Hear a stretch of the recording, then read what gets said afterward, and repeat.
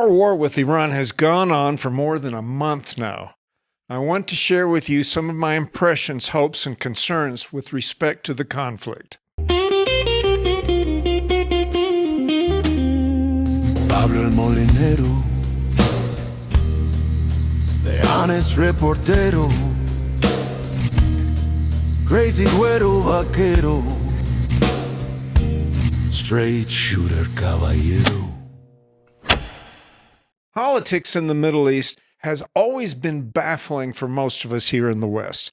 This is especially true when it's about ancient gripes that go back centuries and even millennia.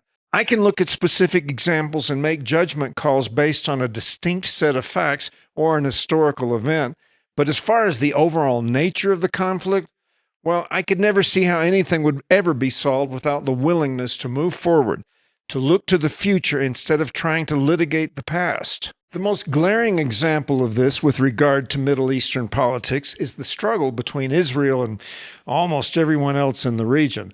That is, until the signing of the Abraham Accords in 2020. I could go into the subject in greater detail, but it doesn't really get to the points I want to make here today. Let's just leave it at this.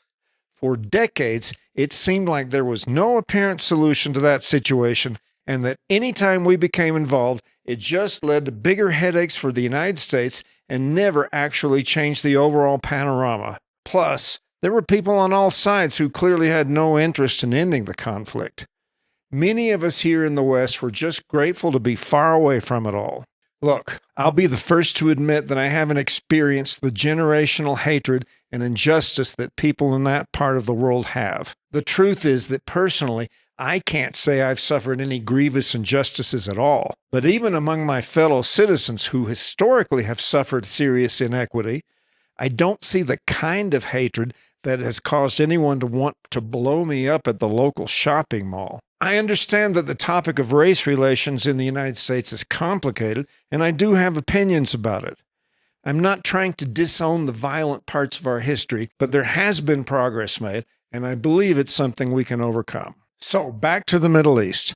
I do need to examine some fairly recent history in order to set up my larger point. 15 of the 9/11 hijackers were Saudi citizens, and 2 were from the United Arab Emirates. Many unanswered questions remain about the circumstances surrounding that event, but I'm not going to address them here either. The point is that in 2001, the idea that the Arab countries beyond Egypt and Jordan would be willing to sign peace treaties with Israel was pretty much unthinkable.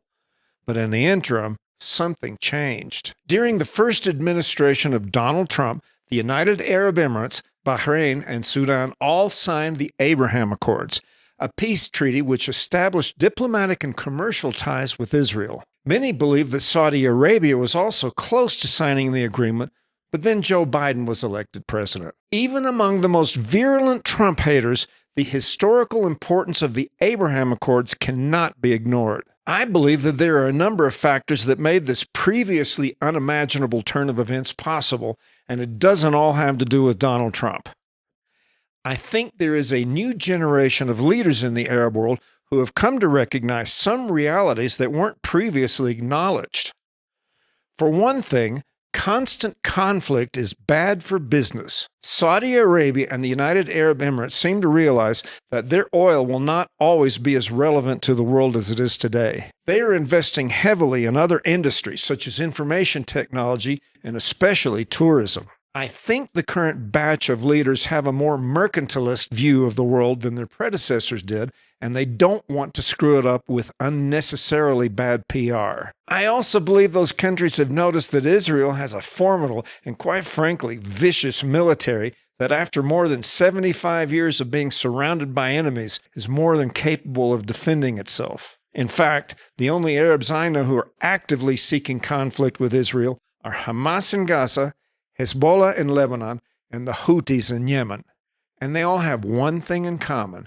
They are sponsored by the Shiite regime in Tehran.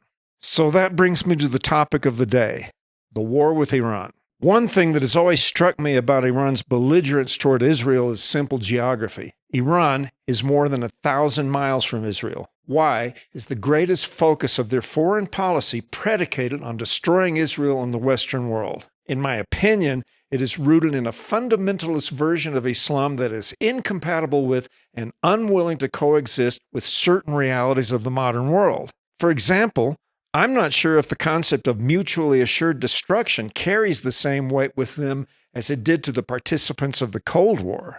2 or 3 layers of their top-level leadership has been eliminated, and the rhetoric coming from the regime hasn't softened even a little bit.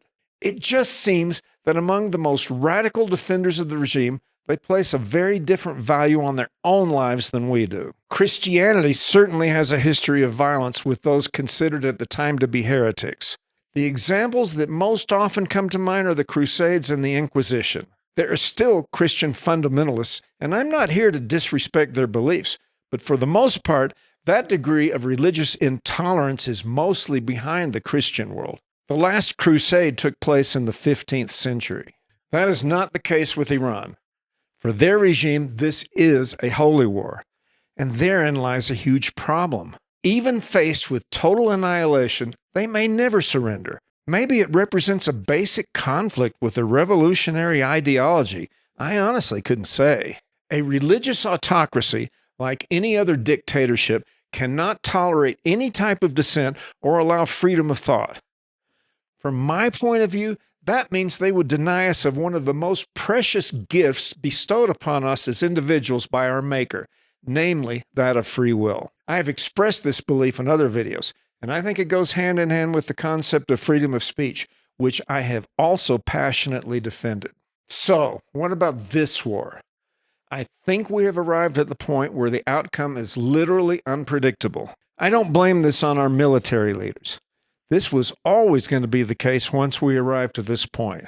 I do hope that someone at least understood that we couldn't just bomb the crap out of the country and say, adios, mission accomplished. Unlike in Iraq, I hope there was at least a plan to develop a plan to get us out of there. I don't think there was ever any question as to whether we could defeat the IRGC militarily, but what does ultimate victory look like? To me, it means the overthrow of the Islamist regime, and that part of the equation isn't completely up to us. Going to war with Iran was always an enormous risk. I can certainly understand why our former leaders were reluctant to do so. I also understand the criticism from those who point out that the problem of Iran and Islamism in general wasn't going to go away because we put sanctions on them. I have long feared that a civilizational clash between an expansionist Islamist ideology and the rest of the world was most likely inevitable. So, do I still support the decision to go to war with Iran, despite the clear uncertainty of the final outcome and despite the criticism I have expressed toward other wars we have had in the Middle East? Yes, I do. Then why is this different than, say, the war in Iraq? There are a number of differences. For one, I believe that terrorism, as in widespread killing of civilians for political aims, is purely evil. It cannot be tolerated. Iran is widely regarded, especially by the United States and its allies, as the #1 sponsor of terrorism in the world. Also, this conflict feels different to me than past wars in the Middle East. For the first time, key Arab states are moving toward coexistence with Israel, while Iran remains committed to an ideological struggle that rejects that future. This could signal a monumental development within mainstream Islam, similar to the way Christianity evolved after the Crusades. There is also the fact that the regime was already suppressing a large popular uprising. Hundreds of thousands of people defied the IRGC and took to the streets to protest against the brutal repression of the Islamist government. It seemed that if the unarmed public could get some help by degrading the security apparatus of the government, they might finally have some realistic path to finally overthrow the regime. There are a number of reasons I believe this was the time to confront the government in Iran, but that doesn't mean that I never recognized the difficulty of the effort and the risks involved in going into war. Let me go through some of my ongoing concerns. As with the collapse of any government, the situation on the ground is going to be unstable for a while. It may be my hope that the people of Iran will topple the regime, but there is no guarantee of that. After the 12-day war in June, The regime spent their scarce resources trying to rebuild their military capabilities. The chants of death to America, death to Israel never skipped a beat. They also showed no hesitation or remorse in killing tens of thousands of their own citizens who were protesting in the streets. There is no reason to believe that it will be any different this time if they manage to hold on to power. We may have support from the Iranian population, but then again, we may be overestimating that level of approval. In Iraq, we apparently thought we would be seen as liberators and that the city centers would be graced with statues of George W. Bush, but that did not happen. And if getting to a ceasefire involves destroying all of Iran's infrastructure and their petroleum industry, that could erode public support for our efforts there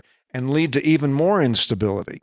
Trump has promoted the idea of working with the remaining elements of the IRGC, a la Venezuela, to run the country after the end of the war. I just can't see that working. The problem stems from the Revolutionary Guard's commitment to ideological orthodoxy, and that apparently prevents it from accepting the practical accommodations necessary to end the war. Even if there was someone willing to accept such an arrangement, the more radical elements of the IRGC most likely would not. Reportedly, the Saudis and the Emirates have told Trump that there is no turning back. The regime has to go. Another thing is, I'm not convinced that our government even knows who is running the country, if anyone is. I hope that our CIA and Israel's Mossad can come up with some solution to this, but I am convinced they haven't worked it out yet. I am willing to concede that to some, my support for the war is Pollyannish. I still remain hopeful that in the long run, this could lead to an historic realignment of the circumstances